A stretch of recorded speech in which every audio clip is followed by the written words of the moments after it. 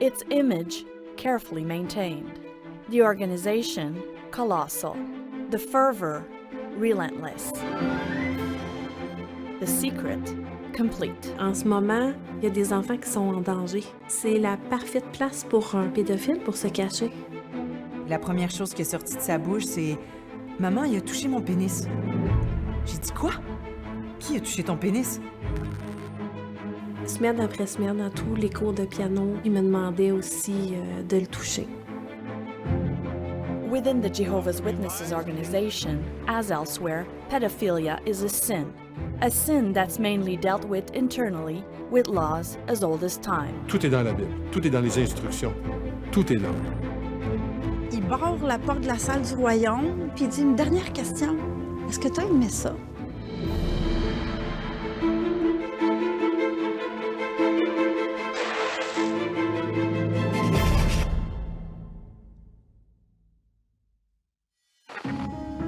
There are 8 million Jehovah's Witnesses in the world, 115,000 in Canada. They knock politely at your door, they don't believe in celebrating holidays, and they refuse blood transfusions. For them, the end of the world is near. Let's stay calm and lean on Jehovah. At some point, we can expect a final attack on God's people. And Satan is everywhere. Caleb, who likes magic? Jehovah or Satan? Satan. Do you really want to play with something that Jehovah hates? Behind not only these videos, but also each magazine left at your door, is a publishing empire. The Watchtower Society in Brooklyn, New York. This is where the Jehovah's Witnesses crafted their policies on pedophilia.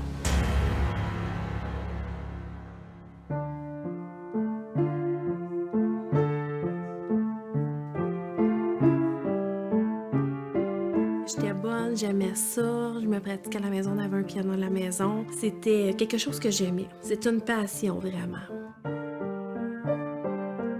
C'était mon professeur de piano. Un homme très talentueux, c'est un homme connu dans notre religion, c'est un ancien, vraiment père de famille, un exemple à suivre.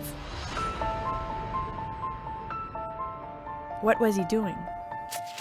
Bien, en fait, semaine après semaine, dans tous les cours de piano que j'avais avec cet homme-là, il se masturbait devant moi. Puis il me demandait aussi de le toucher. You would get out of your piano lesson, and your dad was there waiting. J'étais pas capable de le regarder dans les yeux. Melanie was 10 years old. Her weekly nightmare lasted 5 years. In her teens, she quits piano and starts dating a boy, which is very much frowned upon by Jehovah's Witnesses. Melanie is reported. She's summoned to a judicial committee, the church's internal court. Her punishment? A public rebuke in front of the faithful. Who was behind your punishment? C'était mon professeur de piano et c'était mon abuseur. So it was your abuser who was judging you for your behavior with boys. Oui, exactement. C'est pathétique. Je le revois encore, là, qui était à ma gauche, puis avec ses yeux accusateurs. Je le revois encore, puis oui, à ce moment-là, j'aurais voulu le crier. What stopped you? Oublie ça. Ce que j'aurais dit, là, mon témoignage, là, aurait été balayé du revers de la main. Ça, c'est clair. That's because her teacher is a pillar in their community, an elder. It's the first step in the hierarchy of power of the Jehovah's Witnesses. At the top of the ladder is the governing body in New York, which sets all of the rules that dictate how Jehovah's Witnesses live. Ça peut être l'homosexualité, ça va être l'adultère, ça peut être le vol, ça peut être la fraude, ça peut être le mensonge. It's a long list of sins that can lead to excommunication. Still, Benoit Poirier knows it by heart. He's a convert who worked his way up and became an elder. Les anciens ont comme rôle d'être, on peut dire, en avant, pour guider. C'est suivez-nous, suivez-moi. Donc, ils se doivent être des exemples. C'est un exemple.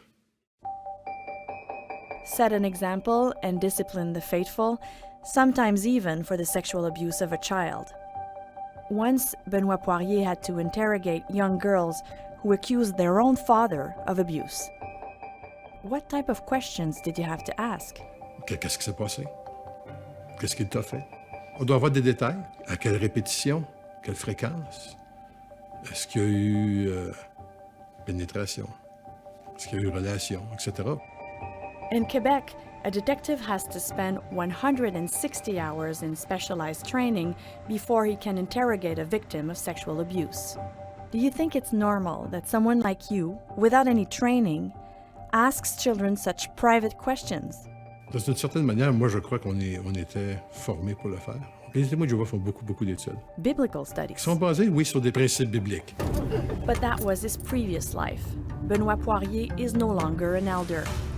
He's not even a Jehovah's Witness anymore. Je pense à tout démoli. Tout court. Tout démoli. Notre vie s'est arrêtée, notre monde s'est arrêté. Benoit is Mélanie's father. He was the one waiting for his daughter's lesson to end while her piano teacher was allegedly assaulting her in the next room. J'aurais même pas pu imaginer dans le pire de mes cauchemars qu'une chose pareille pouvait se passer. C'est impossible. Ça prend du culot pour faire ça à un enfant alors que tu sais que son père est juste l'autre bord d'une porte, là, juste à côté, dans le salon à côté. Là. Ça prend du culot, sérieusement du culot. Puis il n'aurait pas fallu que je le voie sur place. Ça n'aurait pas été beau, je pense. Mélanie keeps her secret for nearly 20 years, until she meets a second alleged victim, a meeting that convinces both women to come forward. The piano teacher is called before two judicial committees. Mélanie arrives at hers with her father and her husband. On est arrêté sur le bord du chemin avant d'arriver. Puis j'ai dit à mon mari à ce moment-là, je serai jamais capable, ramène-moi à la maison, c'est impossible, je vais mourir. Je pensais que ça serait difficile, mais ça n'a pas été difficile. Ça a été la catastrophe, vraiment. A catastrophe, because Mélanie is forced to tell all in front of her alleged abuser. It's a core rule among Jehovah's Witnesses, drawn from an interpretation of Bible verse. Si j'avais pas accepté de le confronter, mon témoignage ne valait plus rien. Alors, évidemment, j'étais seule comme femme, hein? Oui, bien sûr. Assise sur ma petite chaise et j'avais mon abuseur très proche de moi à la table. Il venait me poser les questions. Il me demandait voyons donc, tu te trompes, c'est pas avec moi que ça s'est passé, c'est impossible, tes souvenirs sont faux, pourquoi que tu veux me faire ça? Alors, j'étais revictimisée par cet homme-là ce soir-là. Tout de suite après le comité, je me suis rendue à la salle de bain et je me sentais vraiment pas bien, gros maux de tête, étourdissement, j'ai même perdu connaissance. Quand j'ai vu ma fille à terre, c'était comme s'il venait de la frapper, puis que c'était lui qui la faisait écraser à terre. Je suis venu fou, j'ai perdu les pédales. On m'a sorti de la salle, je frappais dans les murs. Je peux pas croire qu'ils peuvent pas trouver une façon de respecter les principes bibliques et en même temps faire ça avec beaucoup plus d'amour et de compassion envers la victime, qui est dans un traumatisme. After the testimony of the two victims, the piano teacher is expelled from the Jehovah's Witnesses. He then appeals the decision.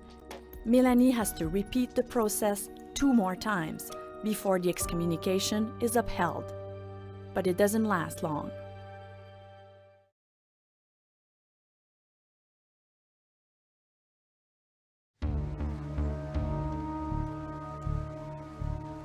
On the road to Abitibi, a fishing trip that goes terribly wrong. C'est une longue route pour se rendre au lac, pour aller pêcher.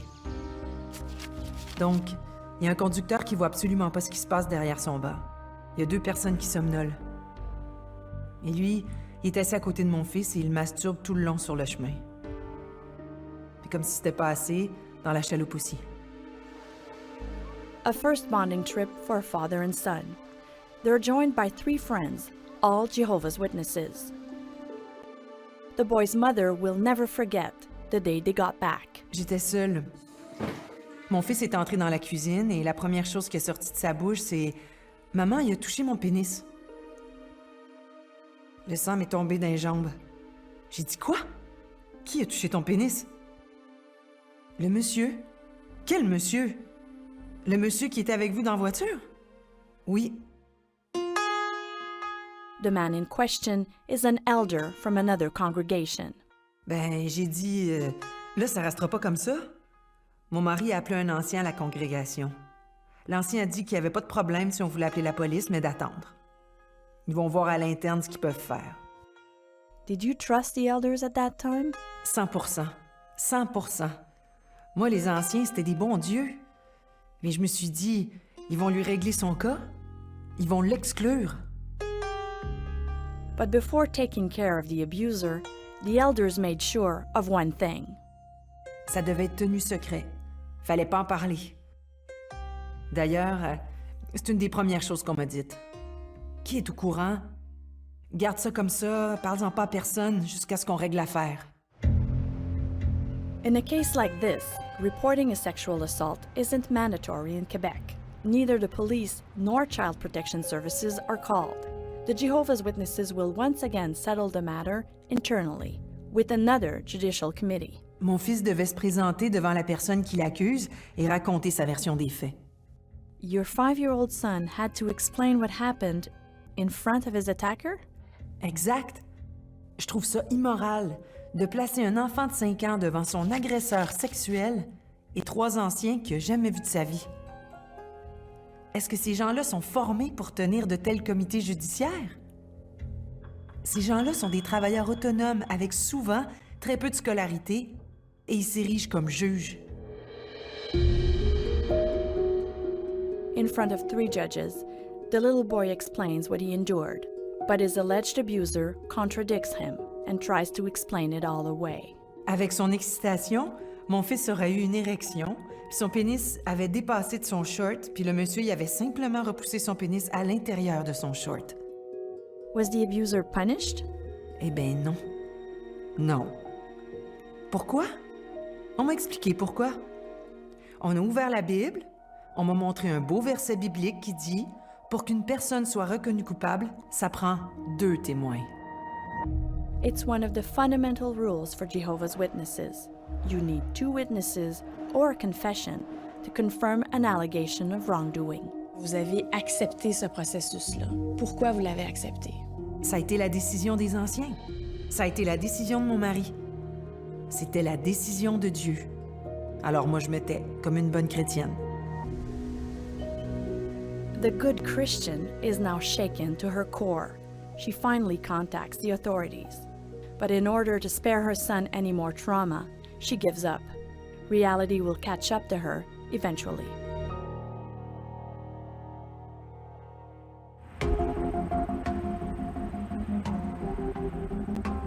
On est un groupe, on pense tout pareil. Donc ça, c'est très, très rassurant.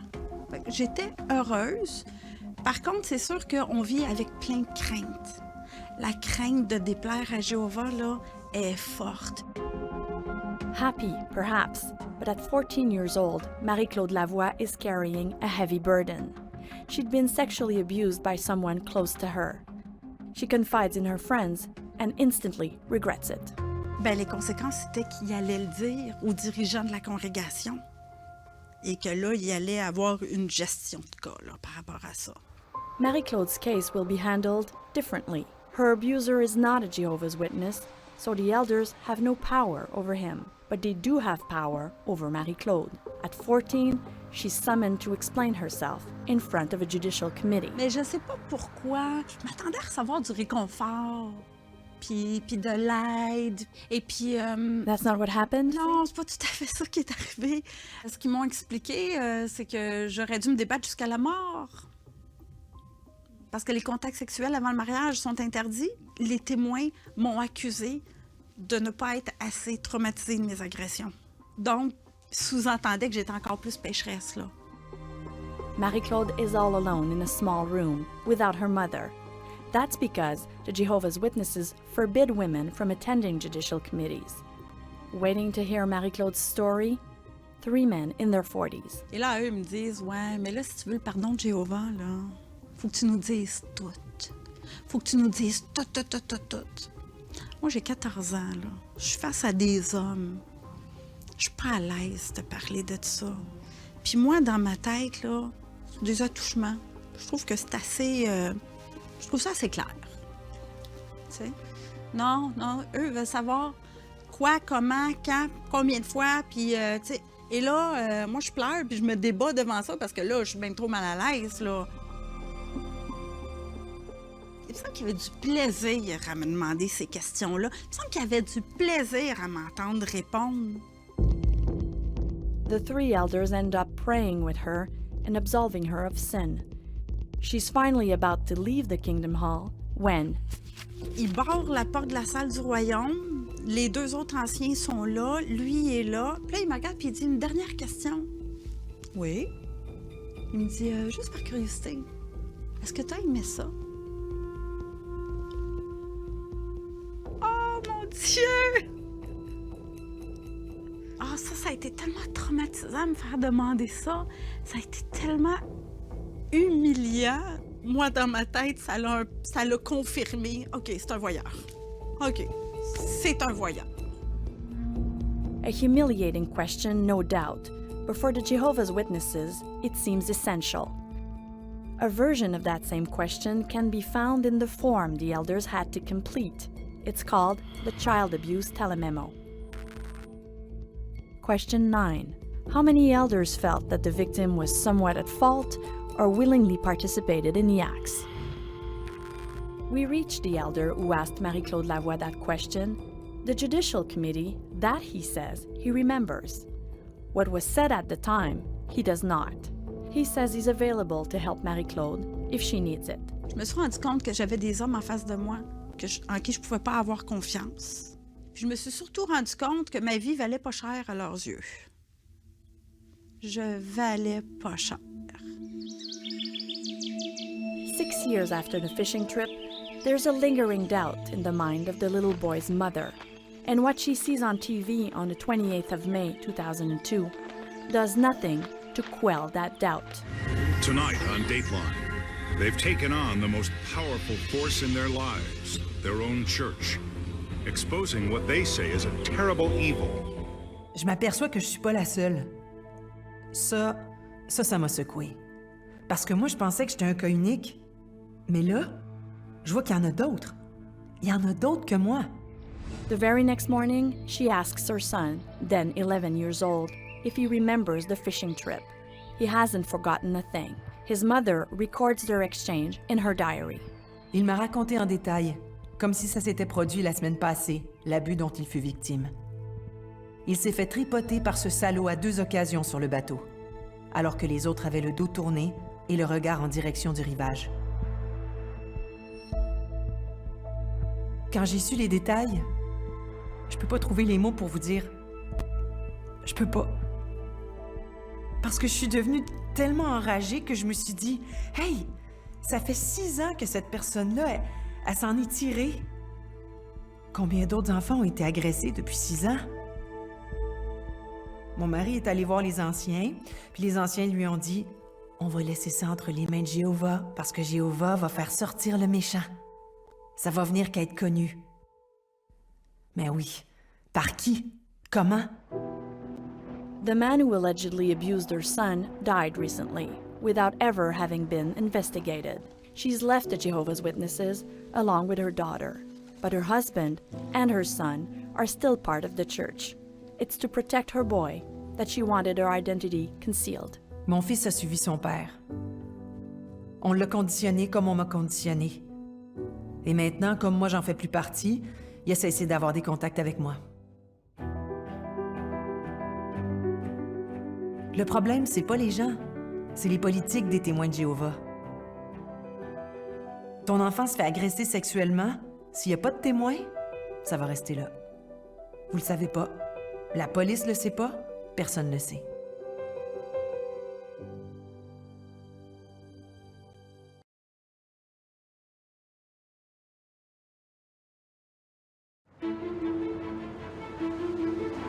It's an empire built on printing paper, today under threat by another type of paper, the thousands of files detailing sexual misconduct within the Jehovah's Witnesses. These people, their secrets were terrible. The Watchtower Society in Brooklyn. Barbara Anderson spent 10 years here with her husband in the 1980s. She's one of the few women to get close to the seat of power in the Jehovah's Witnesses. It's such a wonderful life to me, and I'm so glad to be part of the Bethel family. A perfect mother and a model volunteer, Barbara Anderson quickly rose to become the Watchtower Society's head researcher. On October 8, 1991, when the Church's magazine publishes a shocking article on pedophilia, she's stunned by the feedback. It was an avalanche of information, and it never happened before, and we never dreamed there were so many.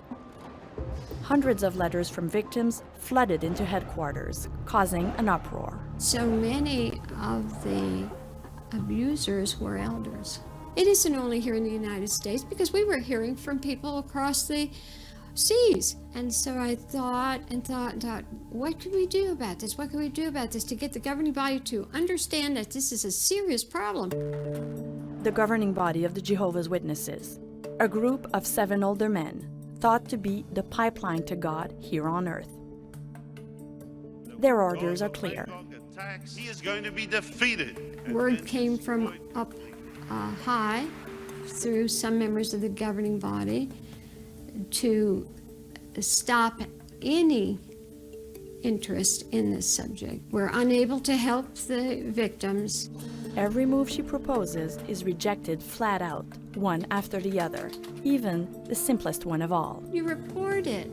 Let the authorities handle it. It's so simple. And stop investigating. You've been saying that for 25 years. Has it changed at all? Absolutely not. They still investigate it. Finally, one day, Barbara has had it. She commits an unforgivable offense in prime time. Because the Watchtower Society didn't want to acknowledge that these girls were telling the truth. Barbara and her husband Joe are expelled from the Jehovah's Witnesses. Her crime? Slandering the organization in the media. His? Not being able to control his wife. Their son hasn't spoken to them in 14 years. They don't even know their grandchildren. This is not revenge on a religion. It has nothing to do with this. This is a protection of a future generation of people. Her best weapon? Documents that she's been able to unearth. Memos, secret instructions, and the infamous form, the Child Abuse Telememo. She found it in court filings in California. They had no idea that they had a form made up. And that tells me that you must have an awful lot of cases if you have a form made up for it.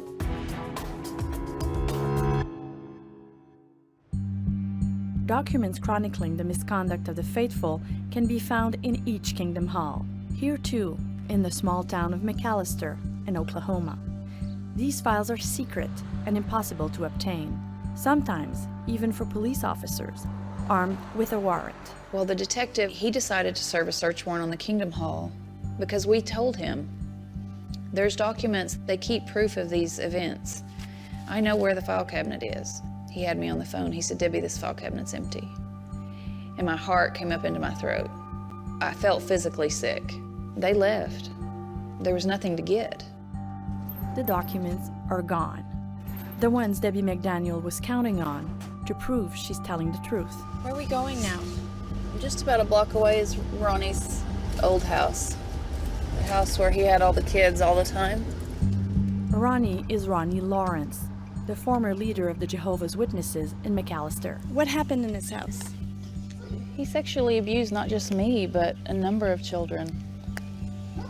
In the pool, in the bathtub, in the shed by the pool. The allegations are troubling. Between the ages of 7 and 13, Debbie says she was abused by Ronnie Lawrence, an elder who insisted on babysitting the children of his congregation. The worst of it was penetration with spoons that he kept in the bathroom. his fingers everywhere. That to me was the worst of it, feeling like I was helpless in the bathtub while he did that. As with so many other victims, she keeps her secret close. And again, like so many others, she's the one who will be expelled from the community by her alleged abuser for dating boys. 10 years later, Debbie's back in the fold, married and pregnant, when a woman contacts her. She came to me and had some questions, and she finally quit dancing around the subject and just said, "Did Ronnie molest you too?" Another alleged victim who had reported her own abuse to the elders without success 4 years earlier. She becomes the second witness that Debbie needs. Ronnie Lawrence will finally be excommunicated thanks to the testimony of 2 women and 1 man. It was a complete wave of relief because for some reason I thought, this is great. I won't ever have to look at him. I can go to the Kingdom Hall and go out in service and never have to see him. But she did see him again, every week. That's because attending congregation meetings was one of the conditions he had to abide by to be accepted back into the community. He also had to apologize, which he did in this letter. Ronnie Lawrence is later allowed back into the congregation under certain conditions. He's banned from leading prayers and using a microphone. But oddly, none of the 8 conditions forbids him from being around children. So Debbie decides to keep an eye on him. I drove by an elementary school and I saw him picking up a girl that was new to the area. So I went to her and she was shocked. He had been picking her kids up, he'd been taking her kids for ice cream for months, and the local elders had said nothing. She had no clue that he was a proven, admitted child molester. With that warning call to the girl's mother, Debbie has broken a rule, the rule of silence, detailed in this confidential 1989 memo. None of the followers are meant to know why Ronnie Lawrence was excommunicated. I was called in and sat across the table again, and they were shocked or acted shocked and appalled that I would take something so confidential and speak of it freely. But the elders know that other children had also spent time at Ronnie's house. Should we reach out to them? The elders ask headquarters. The Watchtower responds.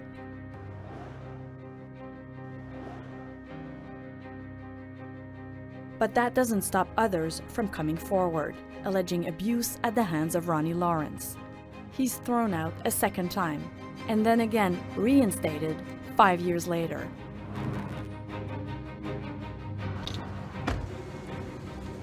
One Sunday, after he's back from service, we approach him. Are you in contact with small children, sir? No. Do you still deny having sexually abused Debbie McDaniel and the others? You still do? Yes, ma'am. You did write letters, but you say that you didn't admit to sexually abusing children. I really never had anything to do with Debbie at all. You never touched her? Never. Never.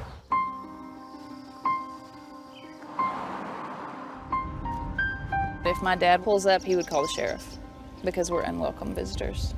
I don't ever want to go back in there again. So that's where you were disfellowshipped? Twice. Twice excommunicated, both times for immoral behavior, but a different kind of immorality. So what was the reason for your second ejection? Pornea. Again, but really it meant because you were gay, right? Right. You can be gay in the organization, you just can't have sex with anybody. She's married and a mother. Her homosexuality is a scandal. The Jehovah's Witnesses, who almost never report alleged pedophiles, don't hesitate to report Debbie to the authorities. They made a regular habit of calling the child protection and the police when they were in a pattern of trying to prove that I had lost my mind or I was mentally unstable. It's non-stop harassment, and Debbie ends up reporting it to the police. That's when officers hear Ronnie Lawrence's name for the first time. The police get a warrant to search the Kingdom Hall. You remember? The filing cabinet was empty. But a couple of days went by and they got a phone call from a man that said serve it again, serve the warrant again. He went back. He got everything. He called me and it was victory. They got it. They got the documents. Debbie doesn't know who it was, but one of the congregation members put back all the files dealing with Ronnie Lawrence and sexual abuse. So longtime church leader in McAlester sits behind bars, charged with sexually assaulting 4 people more than 30 years ago. Ronnie Lawrence is charged with sexually assaulting 4 children. A victory, aborted. The case never gets past a preliminary inquiry. Debbie is 20 years too late. The statute of limitations in Oklahoma is expired, and there's no chance for either a civil or criminal case against Ronnie Lawrence. However, how good is the Debbie McDaniel case? From a legal standpoint, in terms of strength, it is really, really good. We have testimony under oath, and we have documents showing the cover-up from headquarters. I mean, you just don't get this kind of evidence against a church, ever. Mark Edwards is Debbie's attorney. He also represents 3 other alleged victims of Ronnie Lawrence. All from the Jehovah's, all from this one church in this one small town. So you can imagine how many victims there are out there when you start adding together every small town. I mean, it's mind-boggling. He wants justice for his client. To get it, he hopes to sue the Jehovah's Witnesses where they're headquartered, in New York State.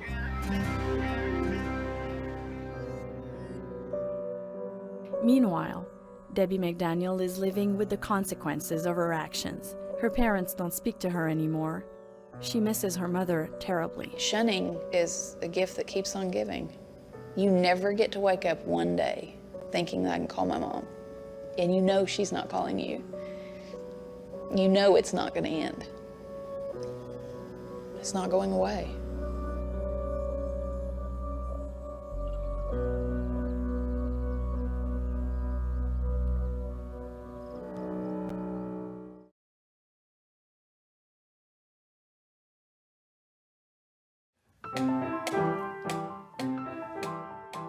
"24 years after her last piano lesson, 8 years after her alleged abuser was thrown out, Mélanie Poirier finally walks through the doors of a police station.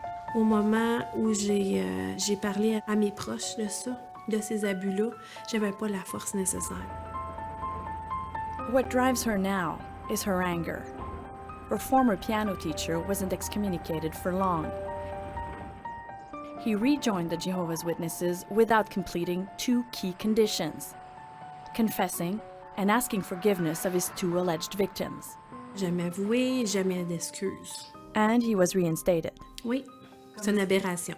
On s'est appelé tout de suite. Quand on a appris ça, on s'est appelé, puis on était complètement catastrophés. Je pouvais pas croire que quelqu'un prenne un abuseur, un pédophile, un traître, puis qu'on lui dise maintenant, tu es un témoin de Jéhovah, puis tu peux prendre une Bible, puis tu peux aller cogner aux portes. Quelle aberration. Moi, c'est inacceptable. Inacceptable.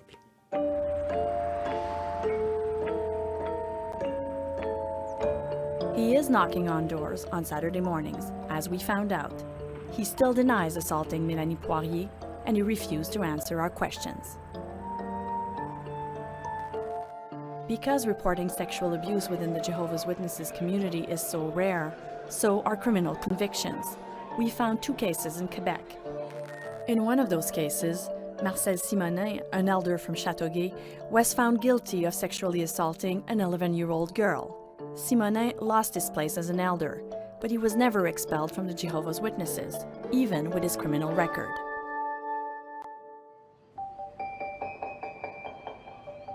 All around the world, the noose is tightening for Jehovah's Witnesses. Australia is a case in point. What might be the worst cultural sexual abuse and cover-up within a church that we've ever seen. That church is the Jehovah's Witnesses. A royal commission finds 1,006 potential cases of sexual abuse detailed in files held by the Jehovah's Witnesses. How many were reported to the police? Not one was reported by the church to secular authorities. You heard right. Not one reported case out of 1,006. That left the Jehovah's Witnesses struggling to defend their actions. What ability have we got to protect every child in Australia. What you can do is you can report to the Child Protection Authorities. And that is done in some cases. But generally it's not done, is it? No. The Royal Commission recently published its report. The conclusion: the Jehovah's Witnesses are failing to protect their own children and the children of others, since the risk that those unpunished pedophiles who remain in the community will reoffend is so strong. But it's in California that the Jehovah's Witnesses have paid the highest price. What happened here is, for the first time in the world, a jury found that Watchtower consciously disregarded the rights and safety of children. The instructions were, you keep these pedophiles secret. Rick Simons and his client, Candace Conti, were the first to win a sexual abuse case against the Jehovah's Witnesses. At the age of 9, Candace was molested by this man, who went preaching door to door with her. He was a pedophile, and the elders knew it.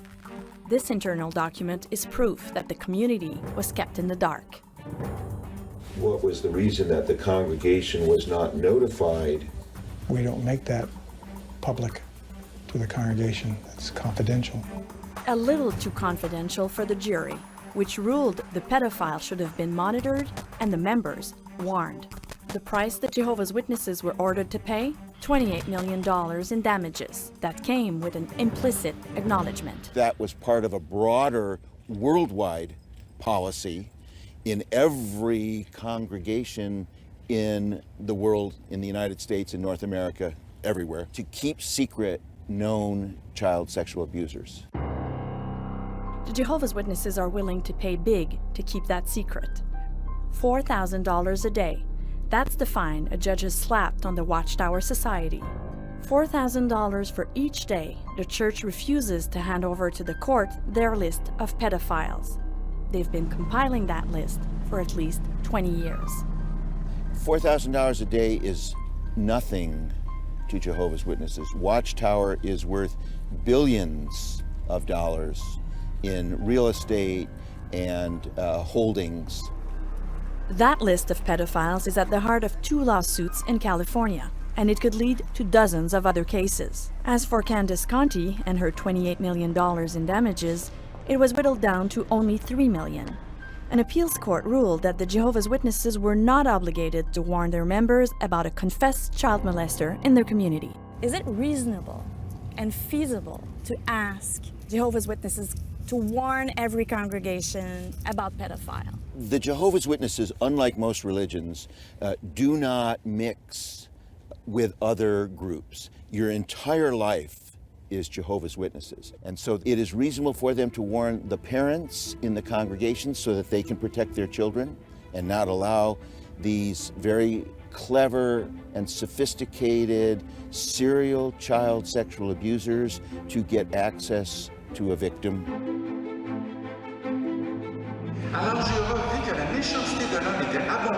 In Canada, there's been only one similar lawsuit against the Jehovah's Witnesses. A court awarded former member Vicky Bohr $5,000 for psychological damages.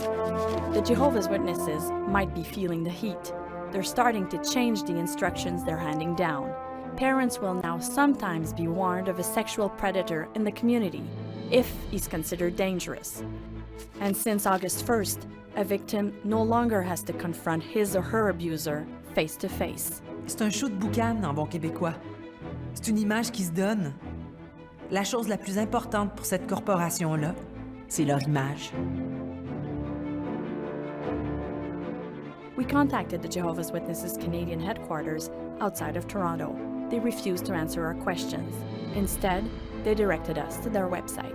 With the policies that they have in place, where a kid can't come to you and say, I've been molested, with those policies, they have become a dangerous place to be in general. C'est la parfaite place pour un pédophile pour se cacher. J'ai peur de dire ce mot-là, mais ça peut être un paradis de pédophiles. C'est la facilité. Ce sont eux, ces traîtres-là, ce sont eux, ces abuseurs-là, qui ont sali l'organisation par leurs actions. Ce sont eux qui le font. Moi, je le dis, là, s'il y a des gens qui ont été abusés, c'est pas de saler l'organisation que de parler. Ces gens-là la nettoient. Ils enlèvent dans leur sein des personnes qui sont des traîtres, des abuseurs, des criminels.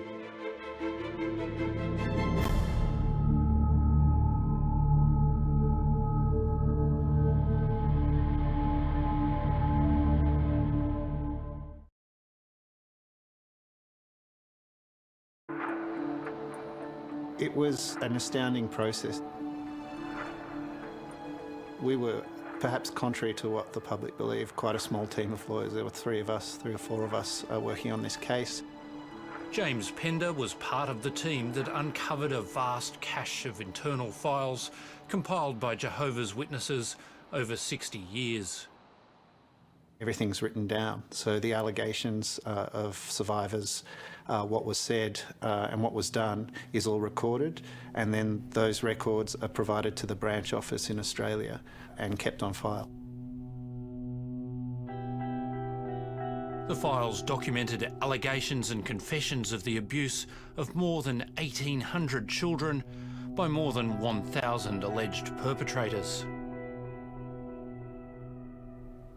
We pored over these 5,000 files and created a spreadsheet detailing allegations by a perpetrator, recording the number of victims, the age of victims, their location, whether the perpetrator was a ministerial elder or a servant at the time, the positions of people that knew, and all the relevant details. So it was a very forensic process, and I think in retrospect quite traumatic. The Royal Commission found no evidence that the Australian branch office had alerted authorities about any of the abuse documented in its files. It was the scale of what was recorded, the strangeness of what was recorded, the intimacy of what was recorded, and the fact that none of it had been reported. It was astounding. Well, to have 1,800 victims, over 1,000 perpetrators, and not a single case be reported to the authorities, to the police, it was shocking. I couldn't believe that. If anyone comes to you and does not bring this teaching, do not receive him into your homes or say a greeting to him. For the one who says a greeting to him is a share in his wicked works. The scale of abuse staggered Kevin Dean, who was a Jehovah's Witness elder in the US. When you look at the numbers in Australia of Jehovah's Witnesses, and then you look at the numbers in the United States, we have over 1 million witnesses. Well, I knew that the situation is even much worse, probably, in the United States than it is in Australia. When an allegation of wrongdoing is made within the Jehovah's Witnesses, internal action against the alleged offender is taken by a judicial committee of elders only if there is a confession or 2 witnesses. So if there isn't a second witness, then likely that allegation is not considered to be justified and therefore the sin not to have been committed. And so no action would be taken by the congregation in relation to that allegation of abuse. What we know about child sexual abuse is it doesn't take place in front of people, it's secret, and often only the perpetrator and the victim are present. So that's a very dangerous practice, that they won't accept that an allegation has occurred without 2 witnesses. The Jehovah's Witnesses have contested the Royal Commission findings and continue to dispute that the organisation has a problem with its handling of child abuse. It commissioned a 2018 report that argued that the Royal Commission had an inherent unfairness and that the organisation shouldn't be held responsible for abuse that occurs within the families of witnesses.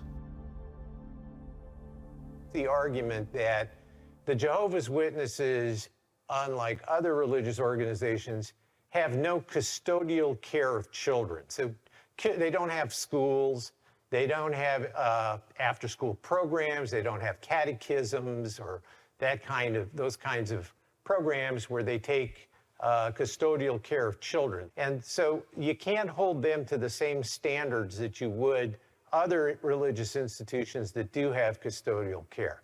That's a lie. The view of the Commission was that because the Jehovah's Witness rules and regulations determine how all aspects of a member of the Jehovah's Witness should live in their life, that actually there was no distinction between the life of the family and the institutional context of the church, and that the institutional context did actually include the families. The Royal Commission slammed the Jehovah's Witnesses for failing to report child sexual abuse to police and made 3 key recommendations.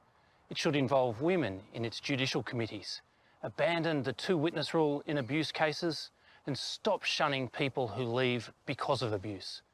The witnesses say they won't implement the recommendations because their practices are based on the Bible. The policies and practices themselves are based on Bible scriptures. They're outdated and they're just inappropriate for the way in which child sexual abuse tends to occur, and the way in which responses to child sexual abuse should happen. Jehovah's Witness elders are bound by the rules set out in their most important guidebook, Shepherd the Flock of God. It states that child sexual abuse is a gross sin. It advises that when an allegation is made, 2 Jehovah's Witness elders should immediately call the legal department and await instruction. The book doesn't give any direction about reporting anything to the authorities. It's more so about dealing with the Jehovah's Witness branch legal department. Nothing about the authorities at all. In a statement to Four Corners, the Jehovah's Witnesses say they will report an allegation of abuse to authorities when required by law or if a child is in danger, regardless of whether there are 2 witnesses. The organisation has also updated its worldwide child abuse guidelines to say that victims and their parents have the right to report child abuse to authorities.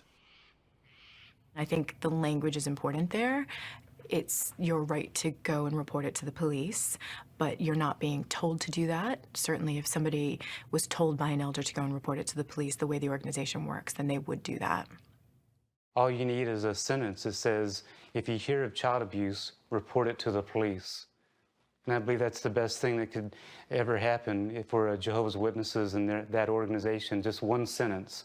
If you hear of child abuse, call the police. Until last year, Kevin Dean was an elder in the US. After receiving a report of child abuse in 2019, he referred it to the legal department. He was told to fill in a form that would be used to defend the organisation from litigation. And so as I'm filling this out, I don't understand why I'm doing this and what kind of litigation, what kind of legal trouble would we be in? Why would I need a lawyer? And when I read the legal verbiage in it, that's when I realized that this is not about protecting children. They were concerned about protecting the organization.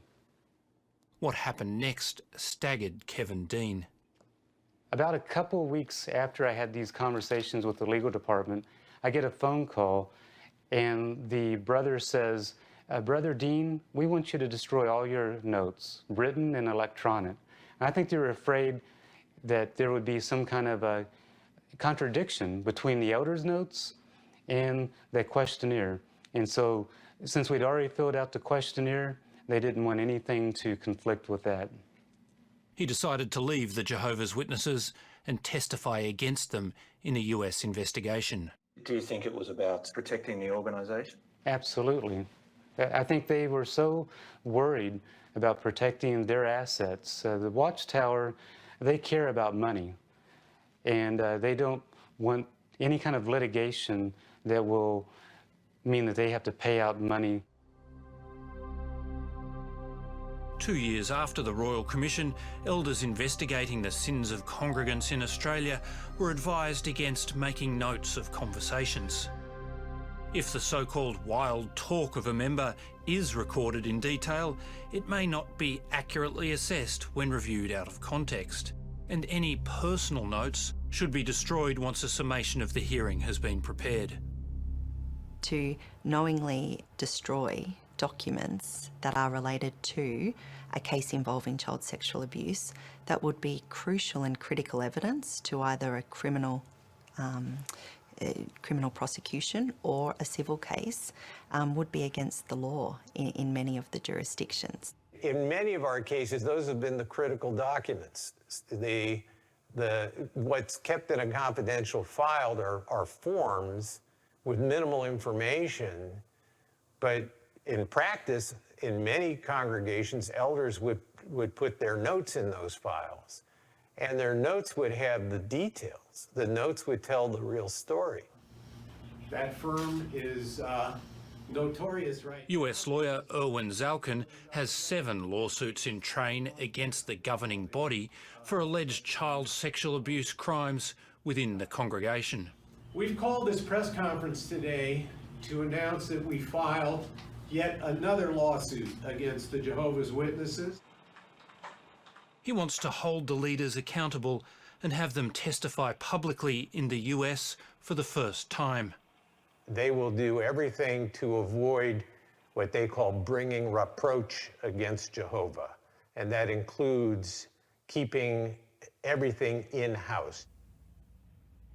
Lawyers who have battled the Jehovah's Witnesses in the US and UK say the organisation has a global problem with both child abuse and the way it responds to victims. Kathleen Hallisey brought the first successful civil case in the UK against the Jehovah's Witnesses. It's called A versus Watchtower. The abuser actually admitted to the abuse, but it was never reported to the authorities, and allegedly they took steps to protect other children in the organization, but obviously that's a difficult thing for them to do, and therefore he went on to abuse A and many others, and that's not the first case that I've seen like that. Overseas, lawyers say the organisation drags cases out until the last possible moment and then settles to avoid courtroom examination of its practices. Their attitude to these cases are that they don't want to really look to resolving the claim without protracted legal proceedings. They certainly are taking the position of denying, defending, delaying these claims. There's been difficulties in ensuring that they provide all of the documentation that they need to, all of those things, that continuous denial, the continuous delays, certainly has a significant impact on our clients. One law firm is representing 10 former Jehovah's Witnesses. There's a number of cases that have been commenced as courageous survivors do come forward and speak out about abuse within this organisation, and these matters are just now getting to court. So I think that it won't be long until there is a legal consideration of the duties of the Jehovah's Witness organisations to members of their congregations.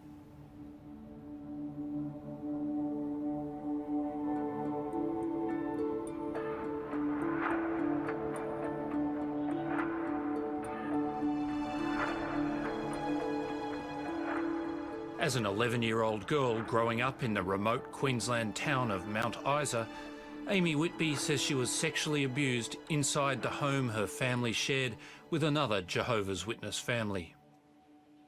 The job of an elder is to shepherd the congregation, to look after the flock, to keep them safe. That's their job, because we're Jehovah's people. And it's their job to keep us safe, and they failed. Amy's mother says she complained about the alleged abuse to a witness elder. There was meetings with the elders in my friend's home, but I was never believed. I was told that I was mental. They used my illness against me because I had that breakdown and I suffered manic depression. And so they used that against me. As part of Amy's case, she's claiming that the elders must have known the alleged abuser had been convicted the previous year of offences against an 8-year-old boy. So there'd just be no way that those elders would not have known that he was charged, arrested by the police and charged, and then went to court. There's just no way they would have not knowing about it. It just doesn't happen in that religion. You know, people spy on each other. You're told it's your responsibility. You hear something about someone, you are to report it. The Jehovah's Witnesses say local elders weren't aware of the prior conviction, and regardless, the organisation isn't responsible for the acts of its members within the family home. Despite Teresa's complaints, the man remained in the congregation and even gave Bible readings and talks from the stage. It would make me so angry. It would make me so angry to the point that I would get up and I'd go outside and I'd just pace. And I'd just pace and I'd just be going around and around and around, and just that anger, because all I wanted to do was run in there and scream at them that he shouldn't be allowed up there. Why is he allowed up there? My room was completely dark. After 30 years of suffering the consequences, Amy is now suing the local Jehovah's Witness congregation and the Australian head office. Our job is holding them accountable in terms of... I feel like what happened had a bit of a domino effect on the rest of my life, with things that happened to me after. So, yeah, you know, I wonder sometimes what my life would have been like if that hadn't have happened. Would my self-confidence, my self-worth. After 2 years of legal wrangling, Amy Whitby's case is now headed to trial. It would be the first time in Australia that the Jehovah's Witness organisation has defended sexual abuse allegations in court.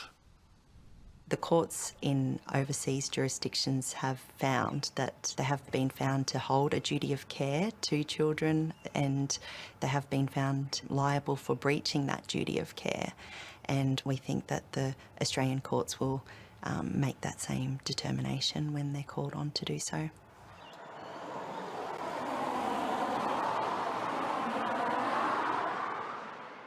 Most major religious groups named by the Royal Commission have apologised and taken steps towards compensating victims of abuse.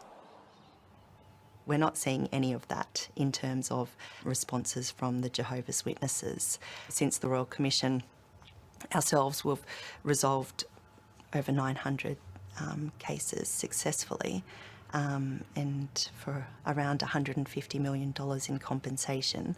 Not one of those cases has been resolved successfully against the Jehovah's Witness organisation. The organisation says there is no evidence that the Jehovah's Witnesses are guilty of institutional child sexual abuse, and that it responds to compensation claims in a caring, fair and principled manner. But it long resisted joining a redress scheme designed to help victims, agreeing to sign up only after it was threatened with the loss of its charity status. There's a number of benefits that this organisation gets because it is a religious entity, a charitable institution. There's tax benefits. So one way that the government could ensure that this organisation was more child safe is to remove some of those benefits that it gets from their status, to remove those until they can prove that they are a child safe organisation. The people who break away from the Jehovah's Witnesses pay a terrible price. They remain cut off from their families and closest friends, those they love the most. Within the ex-Jehovah's Witnesses, we do it once a year, is a Memorial Day. I did it a few times. You take a bunch of flowers and a card to mourn the loss of your family and leave it on the door of a Kingdom Hall. It's like a death, and that's where I've come to terms with. Mum died 3 weeks ago, and I just got I knew it was coming at some point, and I just got a text message from my brother say, "Oh, by the way, Mum died yesterday of stomach cancer, doesn't want a funeral, didn't want a fuss," and that's it, Jeff. Bill Hahn also grieves for his 3 oldest children, who continue to shun him. So really for the last 10 years, from when the reality of it set in, that okay, if they view me as dead, that you almost mourn in reverse. I've just had to grieve the fact that, look, until they wake up themselves and leave and come out of the religion, that basically I just have to view them as that they've passed away, which is not nice, but it's a way of coping.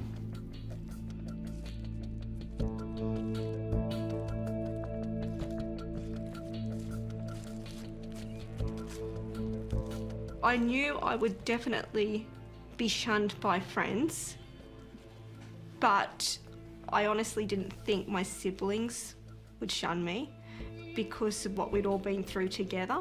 One little grandson was with his dad, and his dad let him speak to me, and he said, I'm forgetting you, Nanny. And he said, I'm sorry, Nanny. And I said to him, well, I'll never forget you. I said, I will always want you to remember that.